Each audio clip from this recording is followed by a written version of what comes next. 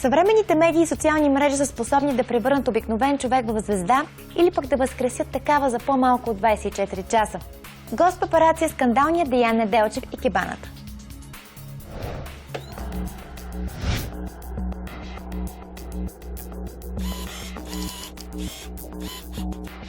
Той пее от дете, печелил е куп награди, включително Златният Орфей. Казва, че с песните, които прави, изразява отношението си към нещата от живота, които не харесва. Напоследък живее на Канарските острови, откъдето скоро се завърна. Гост тази вечер ми е Деян Неделчев и кебаната. Деяне, здравей! Много ми е приятно, че съм ти гост. Казваш, че нямаш шоу-бизнес и ти си откровен човек, не спестяваш нито имена, нито истини за тях. Кои са незаслужено лансираните звезди в България, тъй като този въпрос е принципен? Според мен на графа много му помогнаха майка и му баща му. Той беше лансиран през цялото време от дете. През всичките тези години не мога да отрека, че е много добър музикант, прави изключителни аранжименти на песните си. Сега какви хитове е направил, това времето ще покаже. Като изпълнител не мога да кажа, че е страхотен певец, както аз съм говорил с много мои колеги и с хора. Значи той си има неговите фенове. Чудесно. Той не ми пречи, но аз лично не мога да му бъда фен или нито на музиката, нито... Не, кой знае какъв певец с блестящ глас. Много певци като него има така. Те, да не кажа стотици са, но не могат да пробият. Просто той има рамо зад гърба си. Това е. За Мария Илиева, прекрасна певица, но при нея какво ме подразни? Четох, че тя е време да вземе грами. Ма коя е тя, че ще вземе грами? Време било да вземе грами. Както и Поли Генова. И тя била време да вземе грами. Тя много искала да вземе грами. Ами то и аз искам да взема грами и да пея с Стиви Уондър, ама нещата не са толкова лесни, примерно, нали? Малко да бъдат прецизни в приказките си. Илиева пее прекрасно, но тя не знае какво да пее. Тя трябва да прави повече хитове, за да се хареса. Иначе красива, талантлива, но нищо повече. Не мога да изпее един хит на Мария Илиева.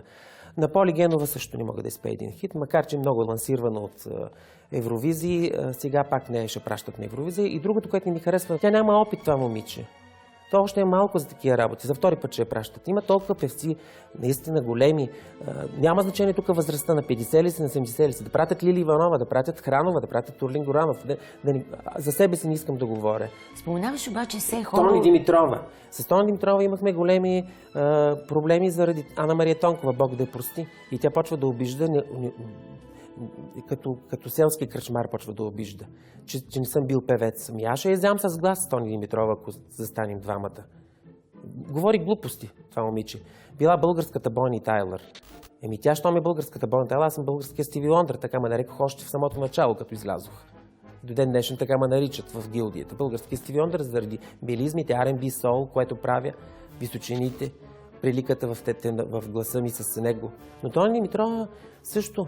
Тя има 5 тона, решила, че някаква Дионов е направил певица и така. Не може така да се говори. Толкова са ми ясни тия неща вътре в мърсотиите, вътре в този така наречен шоу-бизнес. Кои са най-големите мърсотии в шоу-бизнеса, нашия? Шуробаджанащината. Дай да пробутаме то за това, за онова. Дай по втория начин. Нещата продължават да са по същия начин. На теб кой най-много Не ми харесват тези формати, да, които са в момента, които ги има. Къде са тези млади певци? Къде е този Рафи? Колко хита направи Рафи? Или този Славен? Или тази Бенгердорф? Добре, прекрасни певци. Къде са им хитовете? Аз ги чувствам хората, чувствам ги. Кой е фалшив, кой не е? Смръсна енергия. Това веднага ми идва в главата. Не мислиш ли, че е несправедливо, например, твоите колежки от поп-фолка да получават за изява за една вечер хонорар от 7000 лева? Как, естествено. Аз първо не съм почитател на чалгата. Аз не обичам тази музика. За мен винаги това е била кръчмарска музика. И винаги ще остане в кръчмите. За съжаление, обаче, те са тези, които се котират и до ден днешен и се харесват. Не разбирам тази мода на липосукции, на правене на устни гърди и така нататък, махане на ребра. Това не го разбирам. Защото така влизаш в един щам. Еднакви са ми всичките. Еднакво се държат, еднакво говорят, еднакво позорство. Даже не знаят какво да говорят. Те не могат да пеят. Даже изпадат в някакъв шок, че трябва да пеят на живо. За мен истински певец е този, който пред камерата ще изпее 2 тона и то както трябва ще ги изпее, без да се притеснява. А те не могат. Това е всичко пълен плейбек и фарс някакъв. Между другото, една от най-големите звезди в поп-фолка вече няколко години е Преслава. Ти слушал ли си? Имаш ли представа от нейните вокални качества? Не ми харесва. Не ми харесва. Това вибрато, тези ориенталски мелизми, те не са по моя вкус. Пее момичето, но няма кой знае някаква техника да има, не мога да кажа, че е някаква супер. Тя е станала популярна, може би, защото е хубава, има хубав глас и оттам насетне е тръгнало. Не мога да кажа, че е нещо супер. Изключително. Специален гост на Папараци тази вечер е меко казано скандален и рядко пести мнения и коментари по адрес на колеги и конкуренцията. Вижте какви признания направи Деян Неделчев и кебаната пред Кристина Патрашкова. Казва, че в България няма шоу-бизнес и все пак изпълнители като Васил Найденов години наред са на върха, което е по-трудно, отколкото да си изкачиш. При това с една сериозна публика и аудитория. Той не е ли доказателство, че с талант може да се успява? Не забравяйте, че Васил Найденов е станал много известен по времето на социализма, както и Лили Иванова, и Емил Димитров, и много други певци. Георги Христов, Орлин Горанов, и Петя и така нататък. Това поколение, Камелия Тодорова. Това са все певци, които са, как да кажа, всички са писали за тях. Всички мастити композитори са писали за тях. Не, че е било по-лесно. Тогава имаше други по-трудни неща. Между другото... Емил ми беше и голям приятел. Да, и ти имаш дует с него и си сред много малкото певци, които имат дует с Емил. Точно така. Богдана, аз и Маргарита Хранова, тримата. Така. Той ли за теб беше най-големия изпълнител? Не, Лили Иванова е тая певицата, от която най-много съм се учил. Колкото и смешно да звучи, ние пеехме с всички. Тя беше класика, смисъл, пускаш плочите и почваш да се учиш от нея. Нейното белкантово пеене, нейният извисен глас, красив тембър и така нататък. Тя е направила толкова много и ще прави до края на живота си. Иван Гаи го казала. Лили Иванова е една школа, от нея всички сме се случили. Но аз съм слушал и много други певци. Да не ти изреждам. Борис Годжунов, Мария Нейкова, Паша Христова, Емил Димитров, с който станахме после приятели. Говорим наистина за големи личности и се питам, любопитно ми е ти как ще ми отговориш, как след време и къде до тях, до всички тези хора, които ти изреди. Аз къде ще застана? И за теб ще попитам, но къде ще се нареди там, примерно, изпълнител като Джорджано, който също има немалко почитатели и фенове? Какъв е този феномен в България да се ражда такъв тип звезди, ако те въобще са звезди, и да бъдат третирани като такива? Не смятам, че той има талант. Не смятам, че той има талант певчески. Казвам ти го, аз чух. За мен това е някакво недоразумение и не смятам, че той ще остане изобщо в историята на българската музика, ако изобщо направи нещо. Той няма талант, това момче. Той просто за момента. Той няма талант, но той вече за не толкова кратък период от време е интернет сензация. Да, съгласен съм от точно. Това не обижда ли един изпълнител с талант? Не, това отминава. Когато нямаш качество, то ще отмини. Какво да ме дразни?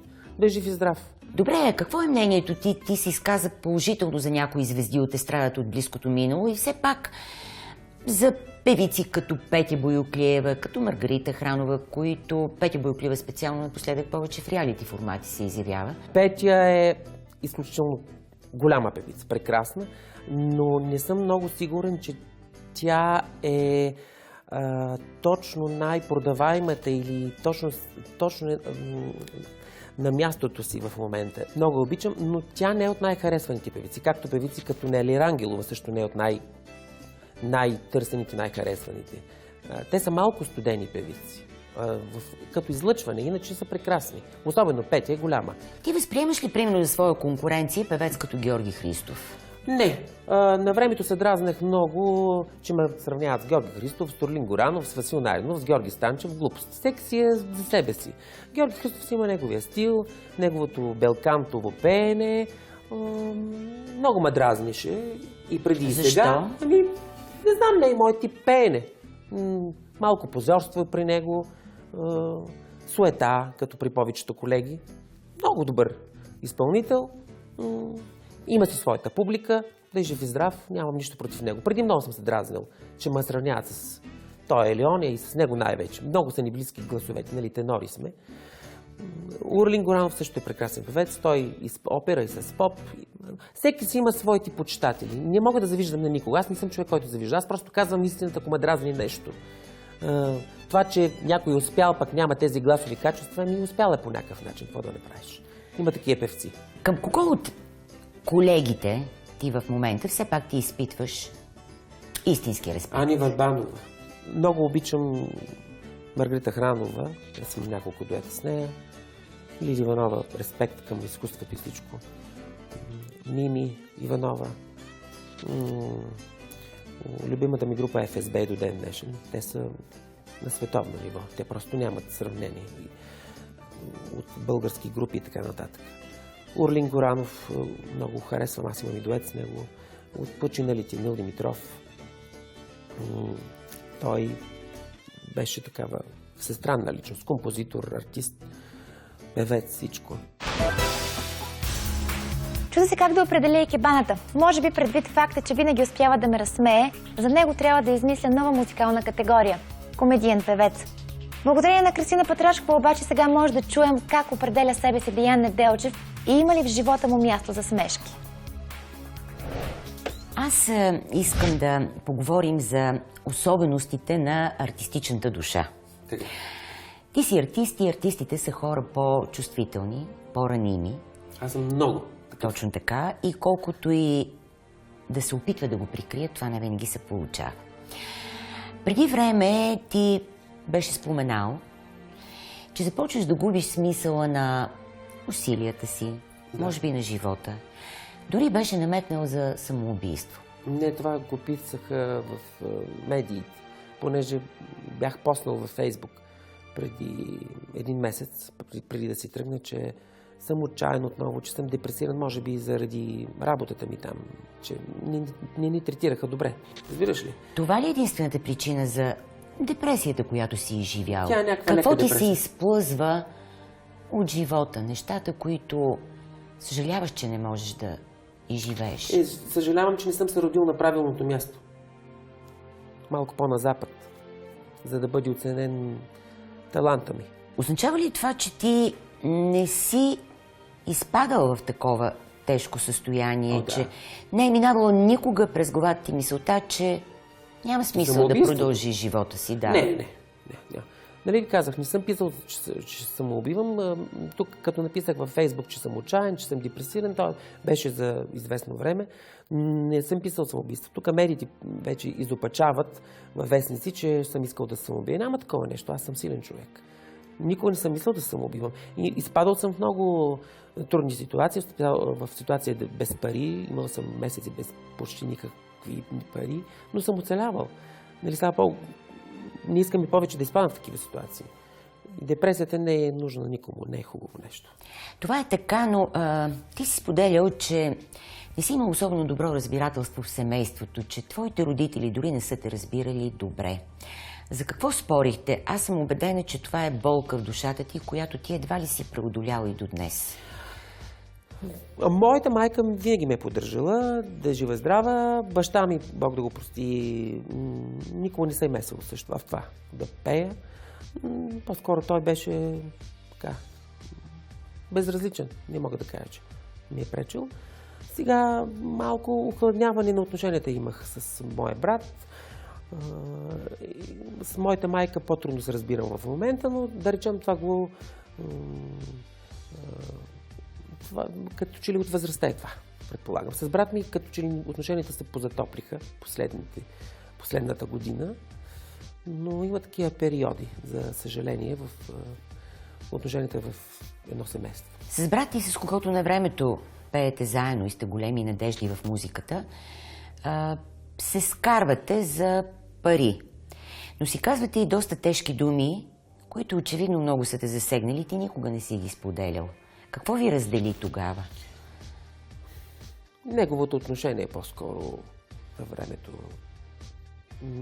Неговото отношение към мене. Може би аз очаквах нещо повече. Всеки си има своята гледна точка. Но слава Богу всичко се оправи. може би и до някъде и пари. Край на краищата. Не смятам, че е някакъв голям проблем. Ние сме от братите, които ще се изпокараме до смърт и ще се биеме. Не, всичко е наред вече, няма проблем. Така или иначе ти тогава оставаш буквално на улицата, когато се скарваш с брат. Ти живееш от социални помощи. Живееш в автомобил. Това беше във Франция. Това забравя ли? Това ли е най-тежкият период? Тогава не беше ли в по-тежка депресия? Да, бях. Ние отидохме да берем портокали в Италия. Южна Италия, 2002 година. И първа. С мои приятели. И аз наистина спяхме в коли. Беше студент там в Монпелие.